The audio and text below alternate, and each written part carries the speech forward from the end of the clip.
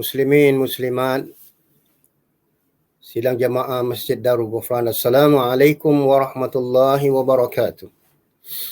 Alhamdulillah wa bihi nasta'inu ala umurid dunya wa din, wassalatu wassalamu ala rasulillah wa ala alihi wa ashabihi wa man tabi'ahu bi ihsanin ila yaumiddin. Sahabat-sahabatku kuliah tafsir bertema Masjid Darul Ghufran, alhamdulillah kita bersyukur kepada Allah Subhanahu wa taala. Sekali lagi kita bertemu dalam siri tafsir bertema dengan tajuk yang baru, pembinaan peribadi Muslim generasi pertama, yang terdapat pada awal surah Al-Muddathir. InsyaAllah kuliah ini akan terus bersiri hinggalah kita bertemu nanti di Masjid Darul Ghufran. Dan hari ini ataupun minggu ini merupakan muqaddimahnya. Allah Subhanahu wa taala berfirman, a'udzu billahi minasyaitonir rajim. Bismillahirrahmanirrahim. Ya ayyuhal muddaththir qum fa'anzir wa rabbaka fakabbir wa thiyabaka fatahhir warrujza fahjur wa la tamnun tastakthir walirabbika fasbir fa idza nuqira fin naqur fadzalika yawma'idhin yawmun 'asir 'alal kafirina ghairu yasir. Shadaqallahul azim. Yang bermaksud, hai orang yang berselimut, al-muddaththir, qum fa'anzir, bangunlah dengan sungguh-sungguh lalu berilah peringatan. Wali rabbika fakabbir, dan terhadap Tuhanmu agungkanlah, besarkanlah. Dan terhadap pakaianmu bersihkanlah. Warrujza fahjur, dan tinggalkanlah perbuatan dosa syirik ataupun penyembahan berhala dan maksiat. Dan janganlah kamu memberi sesuatu dengan maksud memperolehi balasan upah. Wali rabbika fasbir, dan kerana Tuhanmu hendaklah kamu bersabar. Jemaah yang dirahmati Allah, alhamdulillah, menurut pendapat Ibnu Abbas radhiyallahu anhuma dari Jabir ibn Zaid radhiyallahu anhum, bahawa awal-awal surah yang diturunkan mengikut tertib adalah, yang pertama adalah surah Al-Alaq, Iqra, kemudian Nun wal qalami wama yasturun, yang ketiga surah Al-Muzammil, dan yang keempat surah Al-Muddaththir. Kemudian surah Al-Fatihah turun 2 kali. Sekali di Mekah dan sekali di Madinah Munawwarah mengikut as-sahul kalam dan pendapat di kalangan ulama usul. Nah, pada binaan mukmin generasi pertama, Allah hendak tanamkan 5 asas. Yang pertama, wali rabbika fasbir, asas akidah. Yang kedua, asas kepribadian, wa thiyabaka fatahhir. Yang ketiga, asas hijrah, warrujza fahjur. Yang keempat, asas ikhlas dalam berkorban. Yang kelima, asas sabar, yakni wali rabbika fasbir, dan sabarlah kerana Tuhanmu. Jemaah yang dirahmati Allah, Allah Subhanahu wa taala dengan penuh kasih sayang dan lembut menyeru dengan panggilan ya ayyuhal muddaththir, dengan penuh sentuhan kasih sayang. Kerana ayat-ayat yang bermula dengan ya ayyuha ataupun ya ayyuhal muddaththir, ya ayyuhal muzammil, ia merupakan sentuhan yang penuh kasih sayang. Kemudian itu datanglah perintah qum fa'anzir wa rabbaka fakabbir. Setelah itu barulah diterangkan pihak yang perlu diberi peringatan. Secara umumnya khusus tugas pemberi ingatan ataupun indhar mencakupi seluruh manusia, seperti mana firman Allah wa anzirin nas yauma ya'tihimul adab. Yakni secara khususnya hendaklah kamu beri peringatan wahai Muhammad kepada manusia dengan peringatan hari kiamat yang padanya mereka akan didatangi azab Allah. Ataupun secara berperingkat-peringkat pelaksanaan tugas inzar, memberi ingat yang dimulai dengan memberi peringatan kepada kaum kerabat yang terdekat. Itulah dakwah Islam dalam binaan generasi pertama. Ya ayyuhal muddaththir qum fa'anzir, bangkitlah dan berilah peringatan wahai Muhammad. Qum dalam bahasa Arab adalah fi'lun amr yang bermaksud dengan bangun. Bangun adalah perintah bangkit dari tidur ataupun keseronokan bertidur dan keluar dari alam kain selimut tadi, menuju ke alam indar. Jadi perintah bangkit dari tidur ini, qum fa'anzir, datang daripada yang maha mengetahui lagi bijaksana, kepada khataman nabiyyin, penutup para nabi dan mursalin yang diutus untuk sekalian alam ini, supaya baginda bangkit dari nyenyakkan tidur atau bangkit dari keseronokan berselimut menuju ke alam indar, yakni memberi peringatan kepada manusia. Namun sasarannya belum disebut. Peringatan membentuk kepribadian Rasulullah dan para sahabat generasi pertama, memberi amaran kepada manusia dengan sungguh-sungguh dan bangkit bangun dari alam selimut dengan penuh azam menuju ke alam indar. Perintah qum memberi erti tegak, tegas, bangun dengan tegas, cergas dan berani dan bersungguh-sungguh dan bersanggupan dalam menghadapi apa saja cabaran dan ujian di medan dakwah.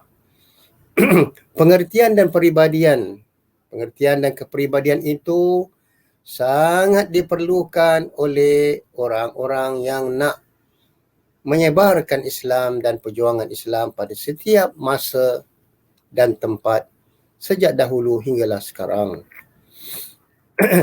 Jemaah yang dirahmati Allah, Umar Ibn Khattab radhiyallahu anhu pernah berkata kepada Muawiyah bin Khudaij ketika dia memegang pucuk pimpinan khalifah. Ketika awal-awal beliau dilantik untuk menjadi khalifah ketika penaklukan Iskandariyah. Umar berkata, jika aku tidur di siang hari, pasti aku akan menyia-nyiakan rakyat ataupun urusan rakyat. Dan jika aku tidur di malam hari, pasti aku akan menyia-nyiakan jiwaku dalam keadaan kekosongan. Lalu bagaimana dengan tidurku pada dua waktu itu, hai Muawiyah? Bagaimana dengan tidurmu pada dua waktu itu, yakni pada siang hari dan begitu juga pada malam, wahai Muawiyah? Ditanya tadi. Maka Muawiyah tersentak.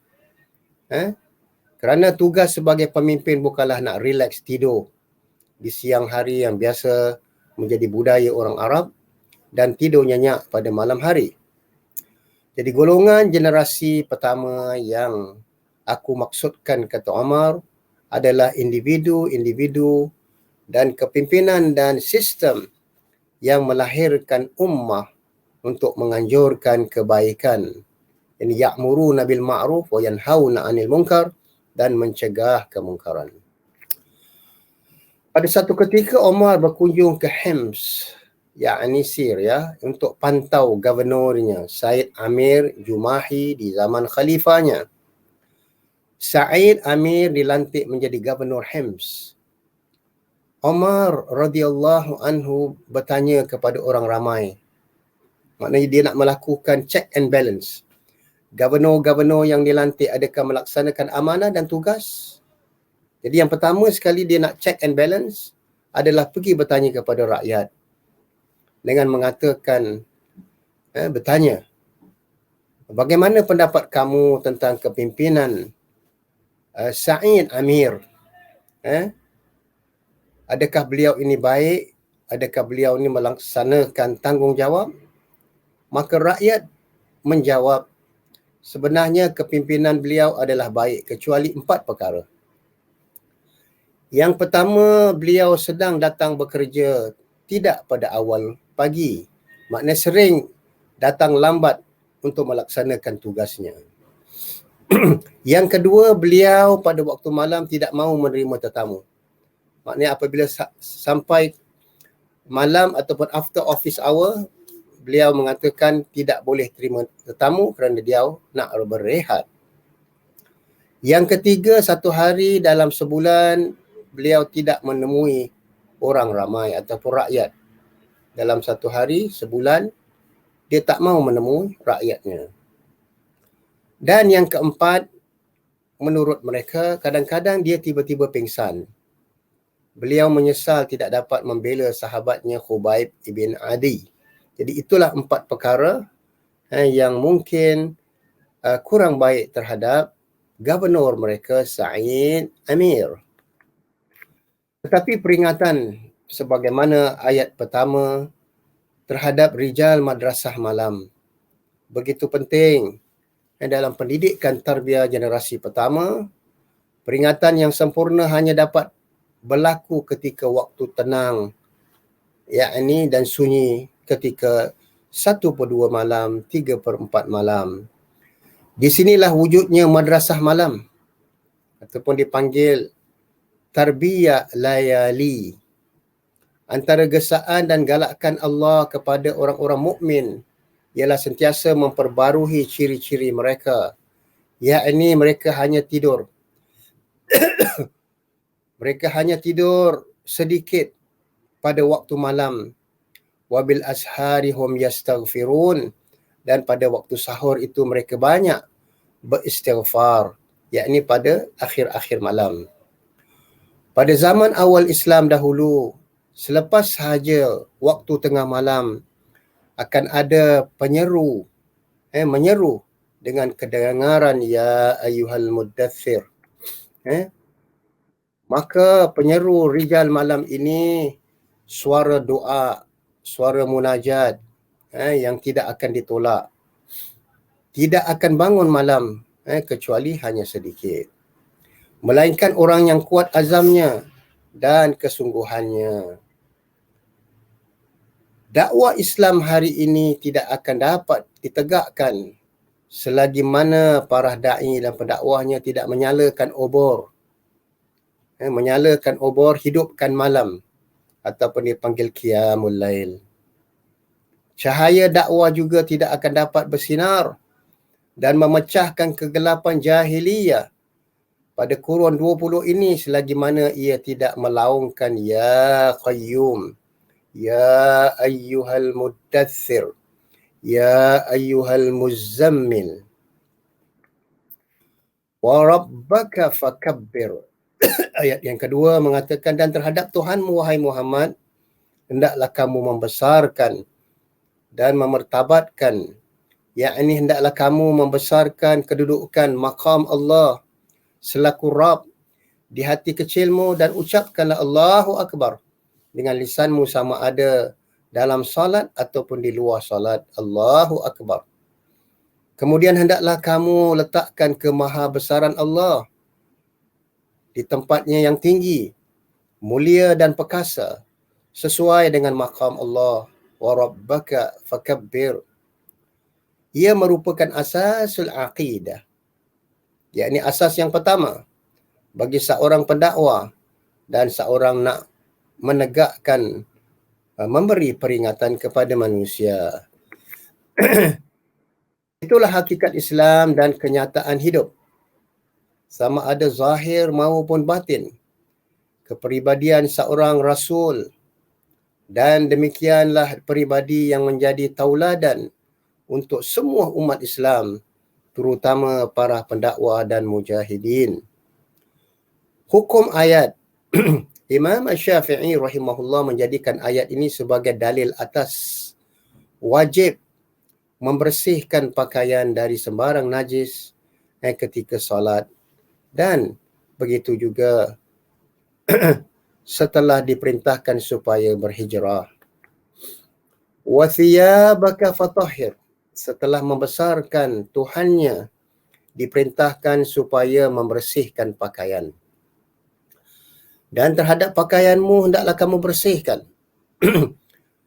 Bersihkanlah pakaianmu wahai Muhammad dari sembarang najis dan kotor. Itulah pengertian yang diberikan oleh Ibn Zaid dan Asy-Syafi'i rahimahullah, dan di sana beberapa peringatan yang diberi oleh ulama tafsir, di antaranya ada 4. Janganlah kamu memakai pakaian kamu yang terdapat dari hasil yang haram. Atau dalam lain perkataan, janganlah kamu memakai pakaian hasil daripada dapatan yang haram mengikut Ibn Abbas dan Akramah. Yang kedua, singkatkanlah pakaianmu supaya tidak terkena najis. Ini pendapat Zujaj dan Tawus, dan menunjukkan pakaian yang tawadhu', yakni pakaian bukanlah pakaian yang isbal, yang melerit. Yang ketiga, pakaian boleh juga diartikan dengan hatimu, dan bersihkanlah hatimu dari syirik dan sembarang penyakit hati, wa iyazubillah. Wa thiyabaka fatahhir, dan perelokkanlah akhlak kamu mengikut pendapat Al-Hasan dan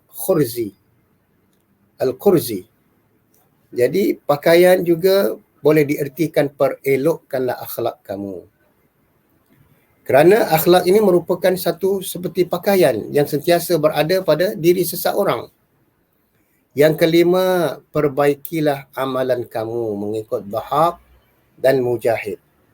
Jadi kelima-lima pendapat ini boleh jadi yang menjadikan yang dimaksudkan dengan ayat yang tersebut, wa thiyabaka fatahhir, yang mencakupi semua pengertian tersebut ataupun kebersihan kepribadian seorang mukmin, yakni sama ada bersihkan pakaian ini daripada najis ataupun hasil yang haram, pakaian yang elok, dan bersihkan hatimu daripada syirik, perelokkanlah akhlak kamu dan perbaikilah amalan kamu. Maka wa thiyabaka fatahhir, jamaah sekalian rahimakumullah, adalah membawa perintah taharah, kebersihan. Jadi konsep kebersihan dalam Islam begitu luas sekali, yakni bersih pakaian dari sembarang najis dan hasil yang haram. Yang kedua, bersihkan hati, jiwamu dari sembarang syirik dan dari penyakit hati yang tercela. Masya Allah. Yang ketiga, pakaian juga dimaksudkan dengan amalan. Bersihkanlah amalanmu daripada sembarang bid'ah dan khurafat. Yang keempat, bersihkanlah akhlak kamu dari keburukan akhlak jahiliyah. Yang kelima, bersihkanlah dirimu dari sembarang maksiat, dosa dan syubhah.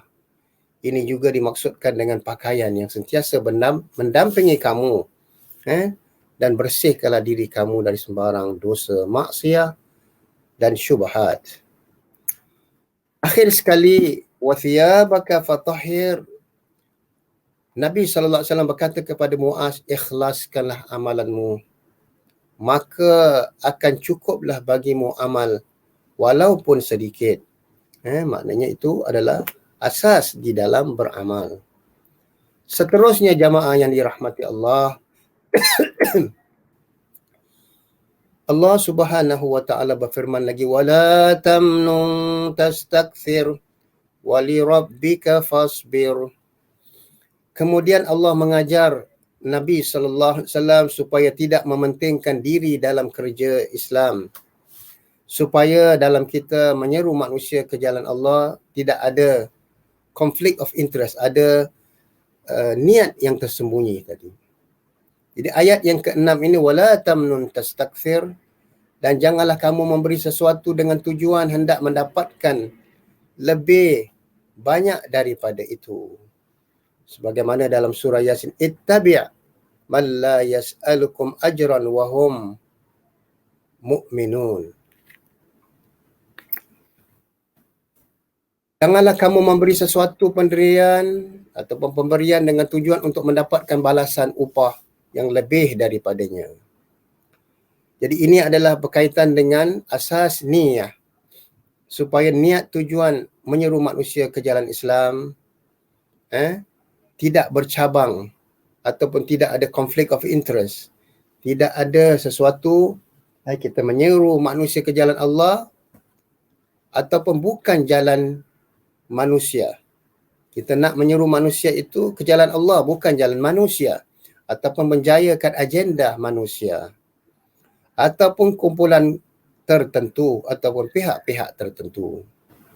Kerana tujuan dakwah itu ke jalan Allah bukan untuk mencari nama ataupun kemasyhuran dan bukan sesuatu keistimewaan, namun ia merupakan satu tanggungjawab dan begitu juga amanah. Jadi itu yang dimaksudkan wala tamnun tastakthir.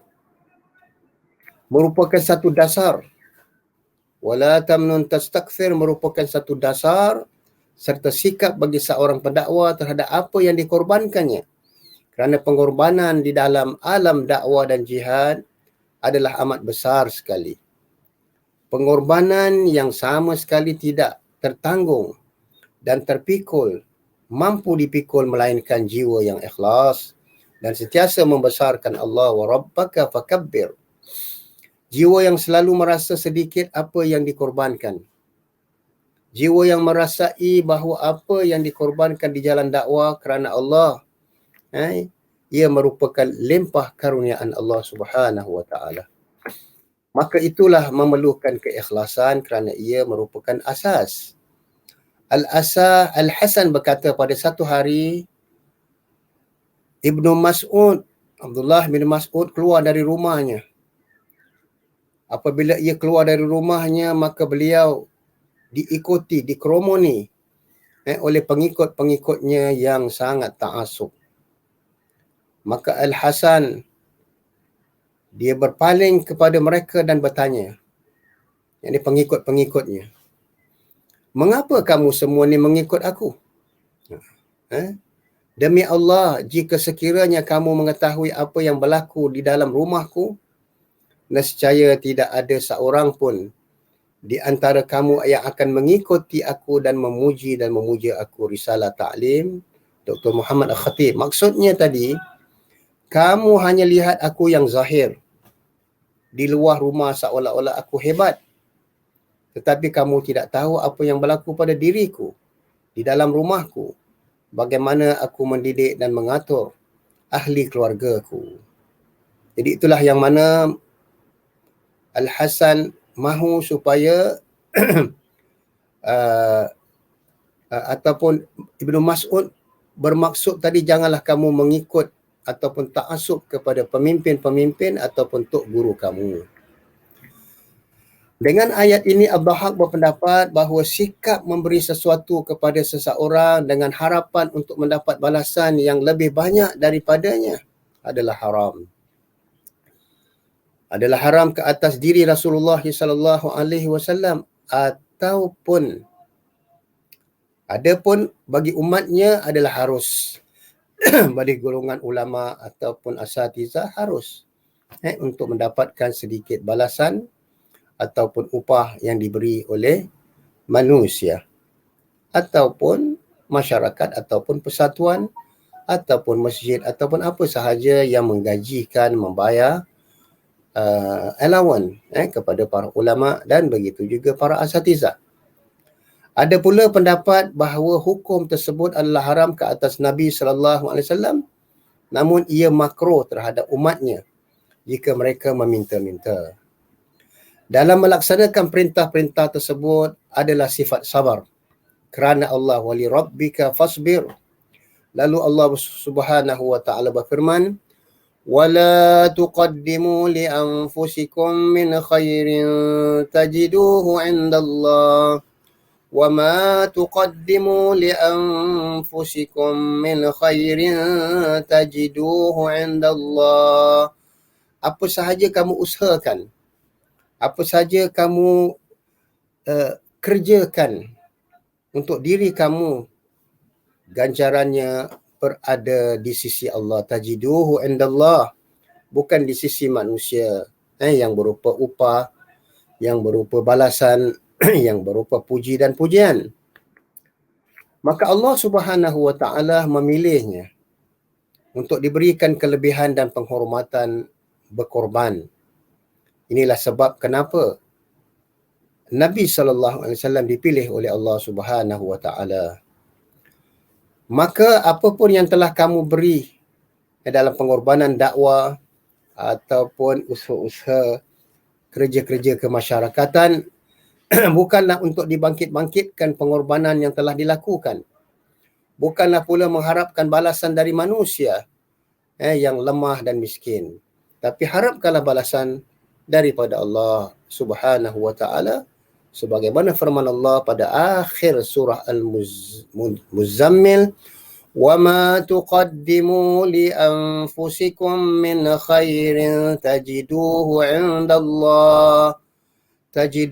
عِندَ اللَّهِ هُوَ خَيْرًا وَأَعْظَمَ أَجْرًا. Apa sahaja amalan kebajikan ataupun usaha-usaha dakwah yang telah kamu lakukan untuk diri kamu, daripada kebaikan itu, pasti tajiduhu indallah, pasti kamu akan dapati bahawa ganjaran, reward di sisi Allah itu adalah lebih besar berbanding dengan pemberian-pemberian manusia. Jadi di sinilah tanda-tanda keikhlasan para sahabat. Mereka sangat takutkan kemasyhuran dan sanjungan yang boleh membawa fitnah pada diri dan agama mereka.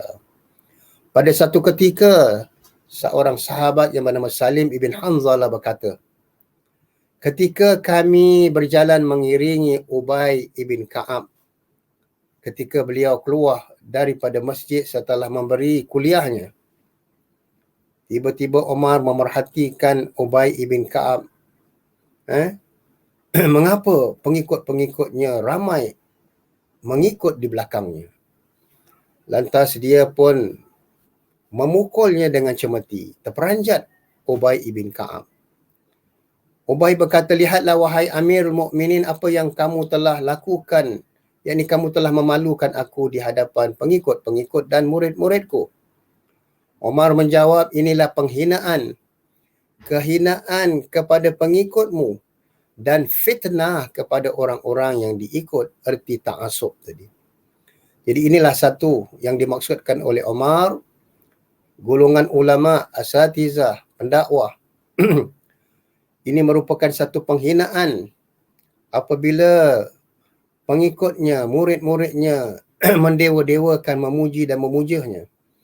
Dan begitu juga fitnah kepada pengikut-pengikut ataupun orang-orang yang senantiasa berdamping dengan tok gurunya kerana ta'asub. وَلِرَبِّكَ فَاصْبِرْ, dan kerana Tuhanmu hendaklah kamu bersabar. Ayat ini memerintahkan kepada Nabi SAW dalam melaksanakan tugas yang berat, menyampaikan Al-Quran dan menyampaikan dakwah, supaya senantiasa bersabar kerana Allah, kerana disebut wali rabbika, kerana Tuhanmu hendaklah kamu bersabar dalam alam inzar, memberi peringatan khas, dan dalam dakwah yang umum, kerana pasti kamu akan menghadapi cabaran, ujian, mihna. Wali rabbika fasbir merupakan perintah sulung dan tunggal di alam Quran, di alam dakwah, supaya ikhlas kerana Allah dalam bersabar, dan didahulukan li wali rabbika, terhadap Tuhanmu hendaklah kamu bersabar, bukan kerana orang, bukan kerana manusia. Jadi inilah yang mana kita lihat di antara beberapa ciri-ciri dan sifat-sifat yang hendak ditanamkan terhadap generasi pertama golongan dakwah, yang mempunyai 5 asas yang penting yang tidak dapat dinafikan, bahawa di antaranya ada 5 asas yang perlu kita sentiasa melihat kembali asas-asas yang ditanam pada generasi sahabat, generasi mukmin yang pertama. Asas yang pertama adalah asasul aqidah, membersahkan Allah, meletakkan Allah pada martabatnya. Yang kedua, asas kepribadian. Wa thiyabaka fatahhir, bersih zahir dan batin, dan amalannya dan akhlaknya. Asas yang ketiga adalah asas hijrah. Wa rujza fahjur, dan terhadap syirik dan maksiat hendaklah kamu berpaling daripadanya. Asas yang keempat adalah asas ikhlas. Wala tamnun tastakthir, dalam kita melakukan amalan-amalan kebajikan ataupun dakwah, dalam kita berkorban, hendaklah kita mengikhlaskan niat. Dan asas yang kelima, wali rabbika fasbir, hendaklah kamu sabar kerana Allah dalam menyampaikan kebenaran dan hak.